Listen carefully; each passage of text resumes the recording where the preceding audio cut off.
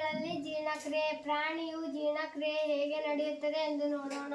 ಪ್ರಾಣಿಯು ಮೇಯುವಾಗ ಹುಲ್ಲನ್ನು ಬೇಗ ತಿಂದು ಅಜೀರ್ಣವಾಗಿಸಿ ರುಮೆನಲ್ಲಿ ಶೇಖರಗೊಳಿಸುತ್ತವೆ. ಈ ಆಹಾರವನ್ನು ಮತ್ತೊಮ್ಮೆ ಬಾಯಿಗೆ ತಿಂದು ಮೆಲುಕು ಹಾಕುತ್ತವೆ. ನಂತರ ಆಹಾರವನ್ನು ರೆಟಿಕ್ಯುಲಮ್, ಓಮೆಸಮ್, ಅವೆಸಮ್ಗಳ ಮೂಲಕ ರಾಸಾಯನಿಕಗಳ ಮೂಲಕ ಜೀರ್ಣವಾಗುತ್ತದೆ. ಹೀಗೆ ಜೀರ್ಣವಾದ ಆಹಾರ ಸಣ್ಣ ಕರಳಿಗೆ ಸೇರುತ್ತದೆ.